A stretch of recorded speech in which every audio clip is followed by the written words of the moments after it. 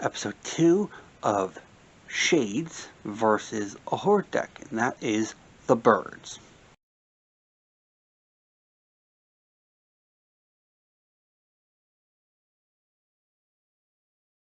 That is a deck filled with flying creatures, and the Shades don't typically fly. Okay, so much like last game, I drew a Diabolic Tutor, which is great, and one land there. But I also drew an Accursed Boneyard. It doesn't tap for swamp. It doesn't tap for black mana. That's actually very good. And then the first card was Darkness. I really shouldn't run with that because I'm looking like the only creature I got is Liliana's Shade for 4 casting costs, which means I'm not going to do anything. I mean, this is 3 casting costs. I still wouldn't be able to do anything unless I drew a land. However, I don't have high hopes for this deck. I've played this deck for a while. I know this is not a powerful deck. It is very, very, very slow like molasses. So I'm going to run with it. Well, I wanted a land, but what I ended up drawing is a Soul Ring.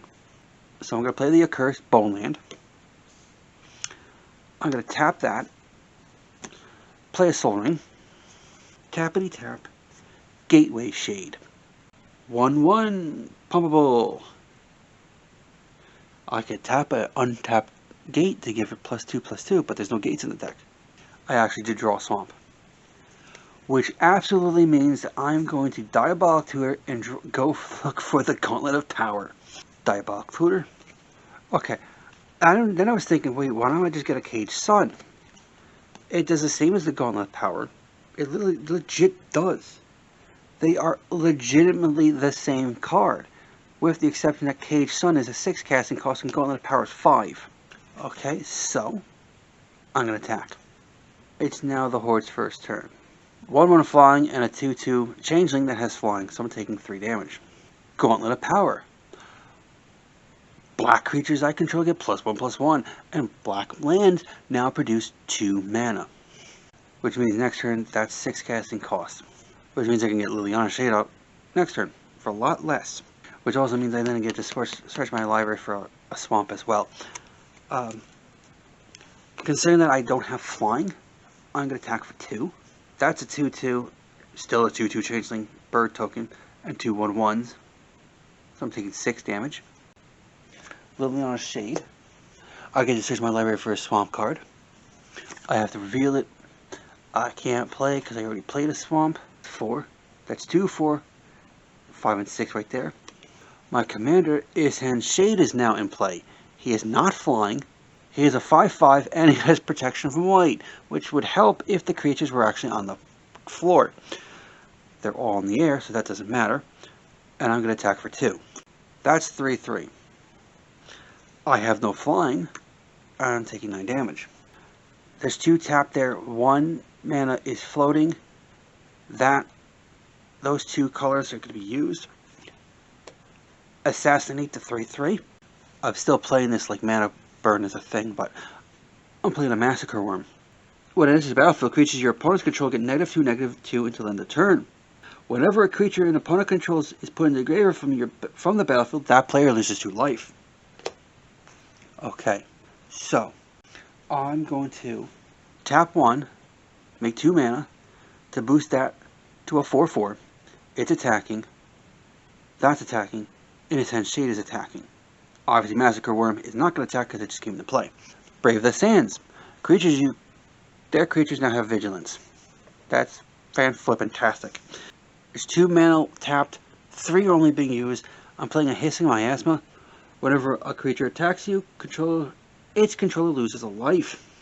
That floating mana is going to bump that up, +1/+1. These 4 mana are going to bump that up, +4/+4, and I'm attacking with everything. I just looked. That's basically level.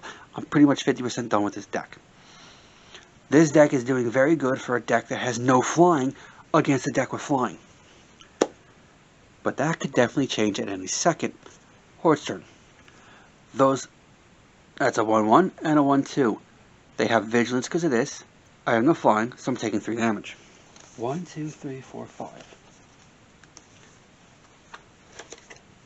I played a land. I'm tapping 5 land, keeping this one free. I'm bumping that up, plus 10, because each one makes 2. So that's 10 mana to bump that up to a 12/12, which is actually a 13/13 because of the Gauntlet of Power. That's a 2/2 because of Gauntlet of Power, and that's 6/6 Gauntlet of Power. That's a 7/6 with the Gauntlet of Power. They're attacking.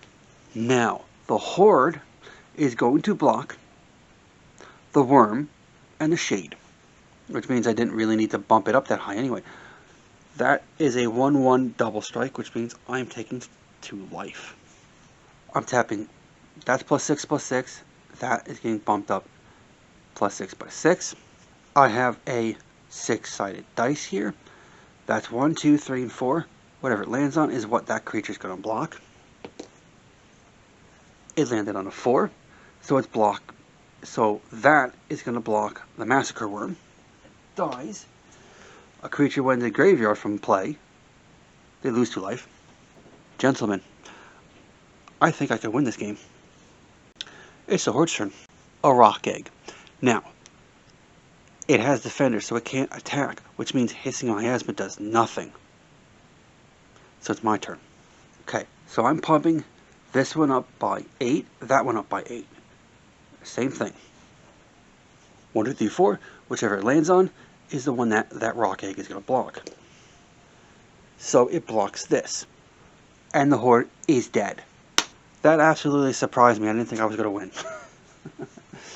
But it turns out that Gauntlet of Power is very good. And I kept having the 1 mana left open for Darkness. That's the only reason why I was being so aggressive. Is because I knew I could just attack with everything, block, and then I'd play that, and I'd be fine for 1. Then they'd have Vigilance, and I would hopefully kill most of them in the next turn. Leave the comment if you thought I was going to win. If you haven't subscribed, please do subscribe. Click the bell notification when you do. Check the community tab for stuff. I do comment on there sometimes. If you haven't subscribed, like I said, please subscribe. And for those of you who have subscribed, thank you so much for subscribing to the channel. And if you liked it, leave a link. If you liked it, give it a thumbs up. Because, you know, this is really helping. Because you can barely see the fact my thumbs are doing it. But anyway, thank you for watching.